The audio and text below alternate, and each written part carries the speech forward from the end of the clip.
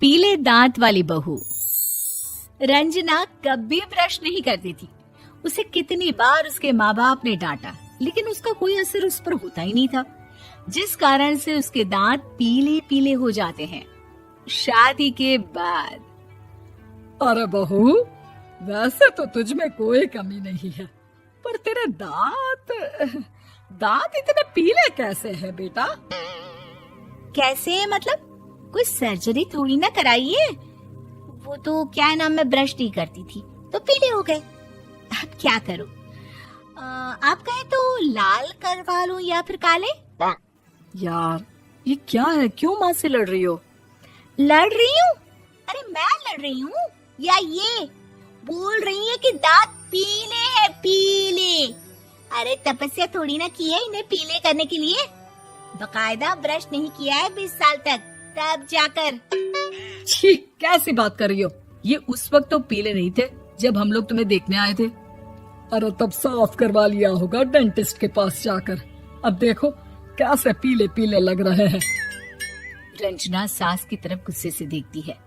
फिर शुरू हो गई पीले पीले पीले। अरे पीले तो तब भी थे जब मेरे हाथ का रसगुल्ला उड़ा उड़ा कर खा रही थी और बोल रही थी, लड़की नहीं गुणों का खजाना दे रहे भाई साहब आप। खैर, अब वो लोग करते भी तो क्या करते, पीले दांत वाली बहू पल्ले पड़ी थी तो झेलना तो था ही। एक दिन कीर्तन में रंजना गाना गा रही थी। अरे कमला बहन, माँ का द्वार है, यहाँ तो सब शुद्ध होकर आते हैं, फिर अपनी बहू को ब्रश भी नहीं करवाती तुम। दूर से पीले पीले दांत भक्ति में बाधा उत्पन्न कर रहे हैं। अरे कोई 2 साल की बच्ची थोड़ी ना लेकर आई हूँ मैं बहू बनाकर। अच्छी खासी लड़की है, अरे कैसे करवाऊं ब्रश? ये तो उसे खुद करना चाहिए ना। अब माँ बाप तो इसके जैसे तैसे निपटा दिए, ये नहीं सोचा कि सास कैसे संभालेगी। सास बहू को लेकर घर आ जाती है, लेकिन सोच लेती है कि अब इसे लेकर कहीं नहीं जाएगी। अगले रोज बहू कहती है, अरे क्या हो गया, मंदिर नहीं जाना क्या? कीर्तन का वक्त हो रहा है। मेरी मधुर वाणी से कान्हा जी जागते हैं और सोते हैं। आप तो जानती है ना उनकी भक्ति में कितना मन लगता है मेरा। वो क्या है ना, तबीयत ठीक नहीं लग रही है मेरी, आराम करूंगी मैं।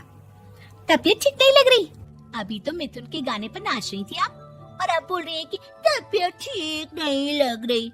अरे भक्ति में मन लगा लो सासू माँ, ऊपर जाना है, क्या मुंह दिखाओगी आप? हाँ? सास को बहू की बात पर गुस्सा आ जाता है। मैं क्या मुंह दिखाऊंगी, इसकी चिंता तो ना कर, समझी? अपने मुंह की चिंता कर, जो ये पीले पीले दांत लेकर हर जगह पहुंच जाती है। पता है लोग कितना मजाक बनाते हैं। ना जी ना, मैं नहीं जाना कहीं तेरे साथ। तो ये बात है, कोई ना, मत जाओ, मैं अपने कमरे में ही बैठकर भक्ति कर लूंगी। ऊपर वाला दांत थोड़ी ना देखता है, मन देखता है, भावना देखता है। और अरे बस बस, तू सब कुछ दिखा, बस ये सफेद चमकदार दांत ना दिखाना किसी को, है? जा यहाँ से। बहू को सास की बात का कोई फर्क नहीं पड़ता, वो तो जैसी थी वैसी ही रह जाती है। सुबह नहाकर किचन में खाना बनाना, फिर खाना खाना, कीर्तन भजन करना और सो जाना। एक दिन, माँ जी मैं सहेली के घर जा रही हूँ, शाम को लेट आऊंगी। हाँ हाँ तो जाना, मैंने कौन सा तेरी आरती करनी है घर पर बैठकर। रंजना सहेली के घर जाती है, जहाँ वो पार्टी में जाने की तैयारी कर रही होती है। अरे शिखा, कहाँ जाने की तैयारी कर रही है? मैं गलत वक्त पर आ गई क्या? अरे नहीं यार, उल्टा सही वक्त पर आई है। मैंने ये साड़ी और ज्वेलरी निकाली है यार, शाम को इनके ऑफिस की एक पार्टी में जाना है। बताना कैसा लग रहा है ये सब? नहीं यार, इस ड्रेस के साथ तो वो वाली ज्वेलरी अच्छी लगेगी। हाँ हाँ सही बोल रही है, मैंने ध्यान ही नहीं दिया। वैसे तो हमेशा से मस्त फैशन सेंस रखती है। तो बड़ा जाती होगी ना पति के साथ पार्टी में। रंजना कुछ नहीं बोलती, बस सोचती है कि यार काश ये बात सही हो जाती, पर मैं क्यों नहीं जाती पार्टी में? क्या इन लोगों की कोई पार्टी होती नहीं होगी?